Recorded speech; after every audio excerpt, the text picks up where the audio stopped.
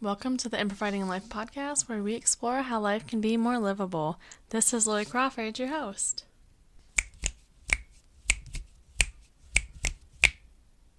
Hello. It has somehow been 3 whole months since an episode has been shared out. I cannot even believe that. I am usually someone who's like, what even is time? And then, in August, we were abroad for 2 weeks for 2 dear friends' different weddings. And then life just happened in so many ways. I was realizing that Mercury was no longer the little less mobile infant that she was. So really the routines and habits and sort of ways of using time that were working for us were no longer supportive. And she started walking while we were abroad. And so so much has shifted.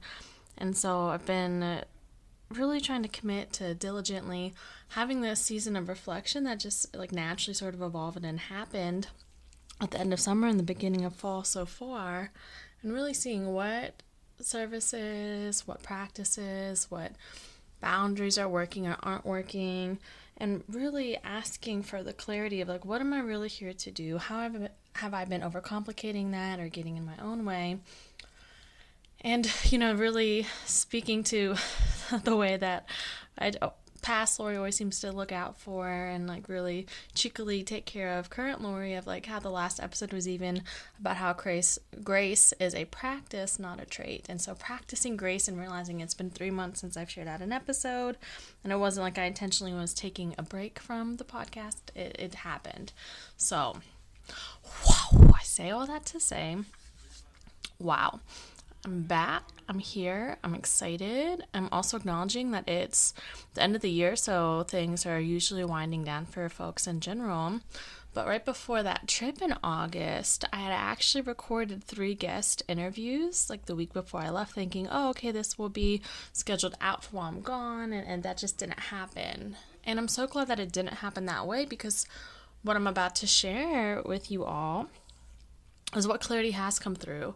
And that clarity that's come through is actually featured and showcased in those guest episodes, even though those were recorded weeks and maybe months before this clarity came through. Again, it's that how those energetic breadcrumbs were happening was just so beautiful. Beep, beep, beep, doop, beep, beep, beep, boop. All right, so there's sort of like a big announcement, a grand reveal that I am an inner parent pal. What is that? So the clarity that has come through in this season of really slowing down and going inward was this realization, this curiosity that if we have an inner child, do we also have an inner parent? And perhaps if you're like me and you've ever really wanted to connect with your inner child and also have had moments where it feels like, what even is that? Like, can you define that for me? Is it something I can get right on a quiz? Like, how does that actually happen? This curiosity and also a realization that in those moments, it was my inner parent who was not allowing my inner child to have that space, right? Because we are conditioned and expected for our inner parents to be policing our inner child, to be restricting and really shaping the experience we have and our inner child has based on how our parents, caregivers, teachers, the adults, the authority figures in our life during our most formative years were caregiving or caretaking us, right? So how we've experienced the idea of adulthood and adulting as we're growing up shapes our inner parent. And so that then influences how we're adulting. So I wanted to just share some time, like, I'm feeling this huge, ball in my stomach. I just have to share that out and name it. Because I'm getting somewhere here, right? And, somewhere juicy, at least for my experience and what it feels like really wants to be shared out with you. And encourage you all on permission to pause if you need to during this episode, and all of them really, but to breathe and to get curious on what your body's feeling like as this idea is shared out. When that message first came through, okay, Lori, you're an inner parent pal. Really, you're here to help people reparent their inner parent. I first was asking myself, okay, if this message is coming through, it feels true or possible that I've already been doing this work to an extent, and I, on my self through my own practices, but I didn't realize that that's what was happening, or I didn't have such sort of precise or reflective language for it. So I was asking myself, how am I already doing this? What practices do I already have for this? And, I made that list. I oohed and awed and was like, wow, full circle moments. All these things now suddenly have a place to land, right? These thoughts aren't just the stray balloons that you let go of and they're floating off into a crystal blue sky, They're suddenly the hot air balloon. They have an energy behind them. They have a tour route that they're going, right? They have a place where they can also land and come back down. They don't have to just float away. And the next place that my thoughts took were, well, wait. If one of the central messages that came through when my business first came through to me in these downloads was that an issue or a challenge that I'm here to support people with is adulting on autopilot, how does that fit into this reparent your inner parent landscape? And realizing that what I saw modeled through my parents and the adults in my life was adulting on autopilot. That is what I observed and learned was what adulting is. Like, that's the only experience that can happen, is this disassociation, this overwhelm with the way the systems are around us. And again, totally validating that overwhelm. Like, the way things are set up in our society just do not make sense for us. So acknowledging that. And also taking a pause and asking myself, how, other than just the visually did I model, how else was this sort of trained into me? How was I expected to perpetuate this so as to not irritate or push buttons or to make my parents come to an awareness of what they were experiencing and then, almost like trigger them into being more traumatized by what was happening, right? Because when I would ask questions, when I would just naturally be curious or push back or want to explore other possibilities of our day-to-day life, that was met with, well, it wasn't met, it was just shut out. It was a no. Just a firm no, go read, go do something, go study, just go. And now being able to see,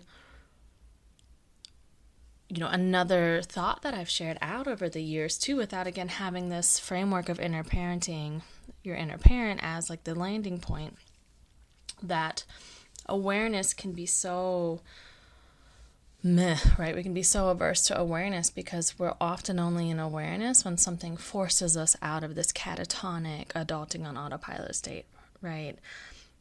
Awareness is seldom something that we're choosing. We really learn that it's something that we should avoid. Awareness is something that's very aggressive and not palatable and not kind to us.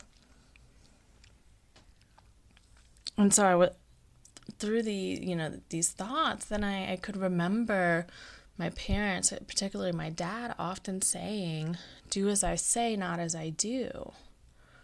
And what I at least know, and anyone who may study or be, sort of up to date on what current child development research and studies show, is that verbal processing does not develop the same rate that visual and other sensory processing happens. And so what I'm really saying is that actually, as children in particular, we're going to model what we see well before we model what we're told.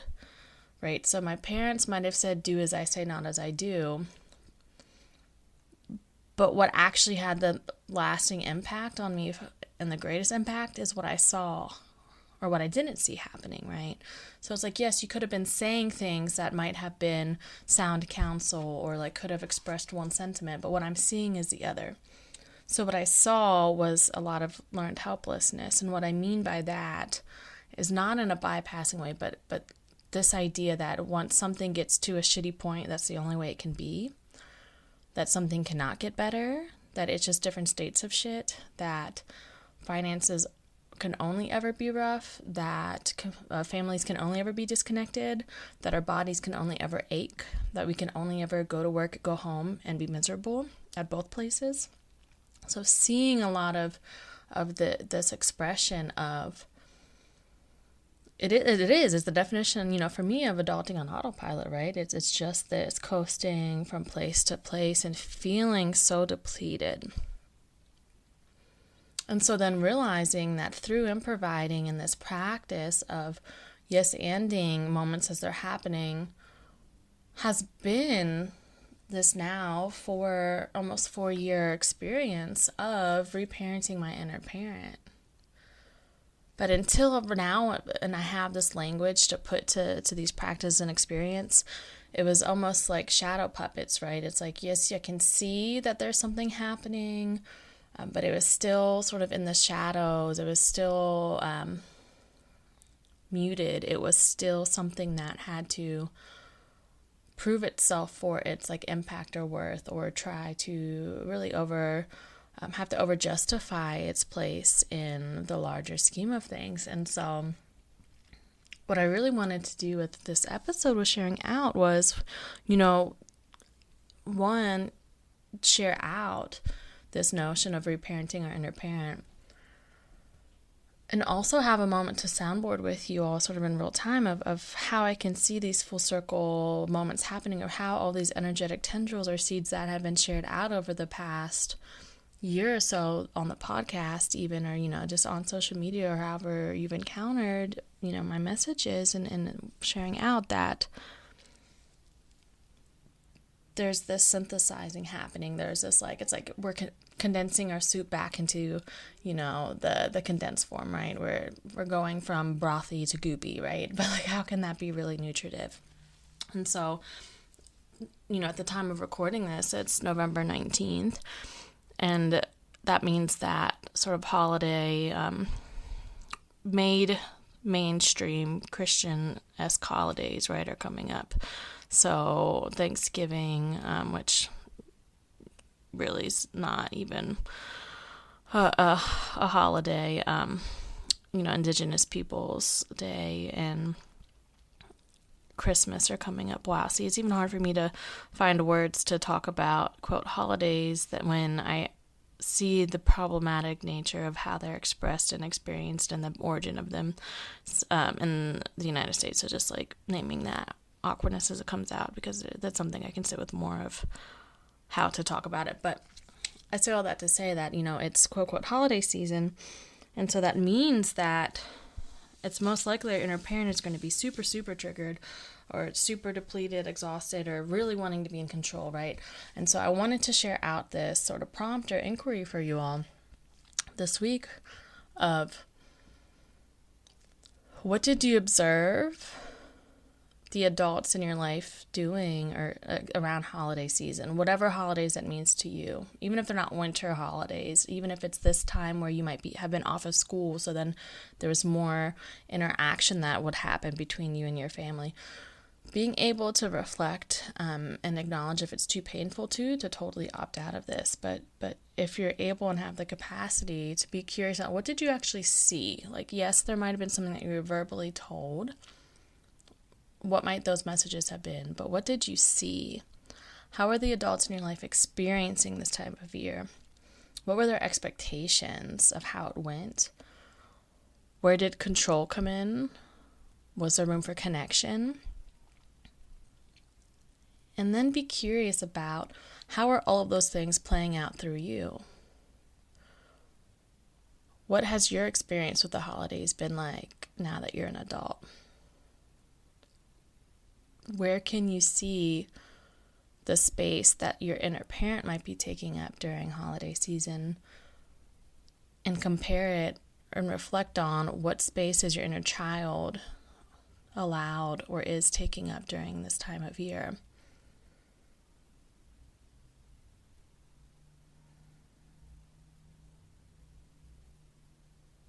And as that comes out, I can feel in my body, I almost feel nauseous, where it's shit, these questions are for you, for me, just as much. So I'm going to be reflecting on these as well.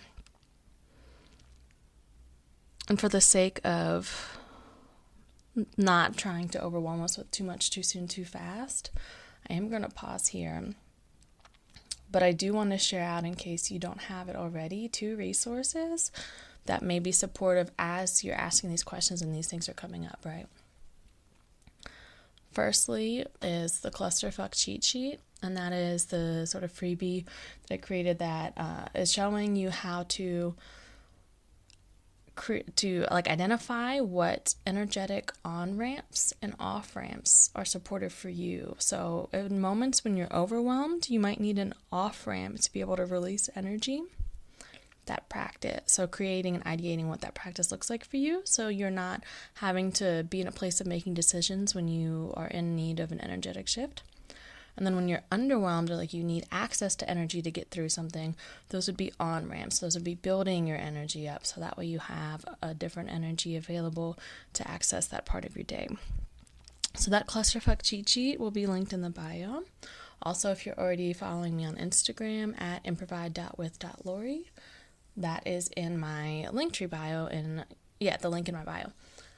The second resource is something that perhaps the next episode, if it's not one of the guest episodes, will be diving more into this. But this is the course that I have that's called Yes and Yesterday. And so this is really the idea of adulting on autopilot, right, becomes less of the sort of like only option, right? Let me rephrase this. More becomes available when we're waking up with different capacity every day. So instead of waking up already overwhelmed and your cup is beyond, depleted, what practices might be able to shift that? So what would it be like if you're waking up with a little more shits to give to where you want to give them each day? And so this course is a practice of morning in the evening and like sort of daytime energetic shifts, so that way you're learning how to actually tell where you are in terms of your cup being like depleted or full, like what's actually happening with your mind, body, and spirit, so you're able to have that different access to a quality part of your day. And so when we're thinking about holidays, also meaning that we might be spending more time around people who it's difficult to be around, or certain conversations are going to be had a lot of times. We might be asked certain questions that we don't want to be asked or have to answer so often. And boundaries might be really difficult during this time of year. Yay is one way to do this sort of energetic hygiene maintenance for yourself of instead of just shoving more shit in your bag when the seam and zipper is already like busting, to be able to sort of excavate out the crud that has built up over time, and to instead have access to space and, not having to feel like you have to fill the space, but actually be able to have a practice that is intentionally curated with you in mind, instead of you being the last item that you're trying to shove in your backpack to go throughout your day.